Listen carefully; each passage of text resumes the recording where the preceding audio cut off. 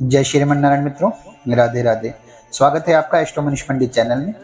आज मैं आपको आषाढ़ मास की योगिनी एकादशी की कथा सुनाने जा रहा हूँ।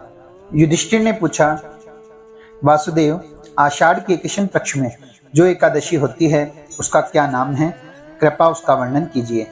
भगवान श्री कृष्ण बोले, नृपश्रेष्ठ, आषाढ़ के कृष्ण पक्ष की एकादशी का नाम योगिनी है।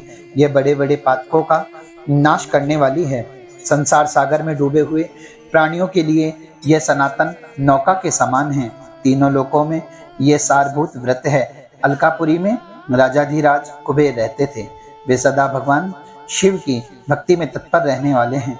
उनके हेममाली नाम वाला एक यक्ष सेवक था जो पूजा के लिए फूल लाया करता था। हेममाली की पत्नी बड़ी सुंदरी थी।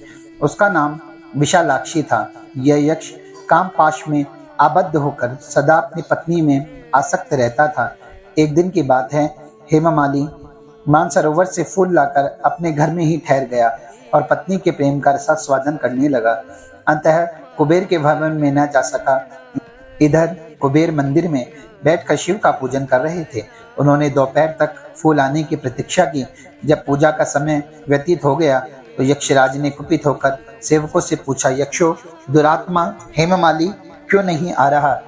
इस बात का पता तो लगाओ। यक्षों ने कहा, राजन, वह तो पत्नी की कामना में आसक्त हो अपनी इच्छा के अनुसार घर में ही रमण कर रहा है। उनकी बात सुनकर कुबेर क्रोध में भर गए और तुरंत ही हेममाली को बुलवाया। देर हुई जानकर हेममाली के नेत्र भय से व्याकुल हो रहे थे। वे आकर कुबेर के सामने खड़ा हुआ। उसे देखकर कुबेर की आंखें क्रोध से लाल हो गई।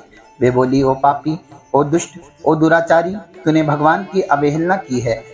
अतः क्रोध से युक्त और अपनी उस प्रियतमा से वियुक्त होकर इस स्थान से भ्रष्ट होकर अन्यत्र कहीं चला जा। कुबेर के ऐसा कहने पर वह उस स्थान से नीचे गिर गया। उस समय उसके हृदय में महान दुख हो रहा था। कोड़ों से सारा शरीर पीड़ित था, परंतु शिव पूजा के प्रभाव से उसकी स्मरण शक्ति लुप्त नहीं हुई थी। पातक से दबा होने पर भी वह अपने पूर्व कर्म को याद रखता था। तदंतर इधर उधर घूमता हुआ वह पर्वतों में श्रेष्ठ मेरुगिरी के शिखर पर गया। वहां उसे तपस्या के कुंज मुनिवर मार्कंडे जी का दर्शन हुआ। पाप कर्मा यक्ष ने दूर से ही मुनि के चरणों में प्रणाम किया। मुनिवर मार्कंडे ने उसे भय से कांपते हुए देखकर परोपकार की इच्छा से निकट बुलाकर कहा, तुझे कोढ़ के रोग ने कैसे दबा लिया? तो क्यों इतना अधिक निंदनीय जान पड़ता है? यक्ष बोला, मुने, मैं कुबेर का अनुचर हूँ। मेरा नाम हेममाली है। मैं प्रतिदिन मानसरोवर से फूल ले जाकर शिव पूजा के समय कुबेर को दिया करता था। एक दिन पत्नी सहवास के सुख में फंस जाने के कारण मुझे समय का ज्ञान ही नहीं रहा। अतः राजाधिराज कुबेर ने कुपित होकर मुझे श्राप दिया, जिससे मैं कोढ़ से आक्रांत होकर अपनी प्रियतमा से बिछुड़ गया। मुनिश्रेष्ठ, इस समय किसी शुभ कर्म के प्रभाव से मैं आपके निकट आ पहुंचा हूँ। संतों का चित्त स्वभावत परोपकार में लगा रहता है। यह जानकर मुझ अपराधी को कर्तव्य का उपदेश दीजिए। मार्कंडे जी ने कहा, तुमने यहाँ सच्ची बात कही है, असत्य भाषण नहीं किया, इसलिए मैं तुम्हें कल्याण पद व्रत का उपदेश करता हूँ। तुम आषाढ़ के कृष्ण पक्ष में योगिनी एकादशी का व्रत करो। इस व्रत के पुण्य से तुम्हारा कोढ़ निश्चय ही दूर हो जाएगा। भगवान श्री कृष्ण कहते हैं, ऋषि के ये वचन सुनकर हेममाली दंड की भांति मुनि के चरणों में पड़ गया। मुनि ने उसे उठाया। इससे उसे बड़ा हर्ष हुआ। मार्कंडे जी के उपदेश से उसने योगिनी एकादशी का व्रत किया, जिससे उसके शरीर की कोढ़ दूर हो गई। मुनि के कथानुसार उस उत्तम व्रत का अनुष्ठान करने पर वह पूर्ण सुखी हो गया। नृपश्रेष्ठ, यह योगिनी एकादशी व्रत ऐसा ही बताया गया है। जो 88,000 ब्राह्मणों को भोजन कराता है, उसके समान ही फल उस मनुष्य को भी मिलता है जो योगिनी एकादशी का व्रत करता है।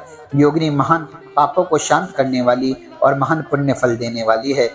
इसके पढ़ने और सुनने से मनुष्य सब पापों से मुक्त हो जाता है। बोले लक्ष्मी नारायण भगवान की जय।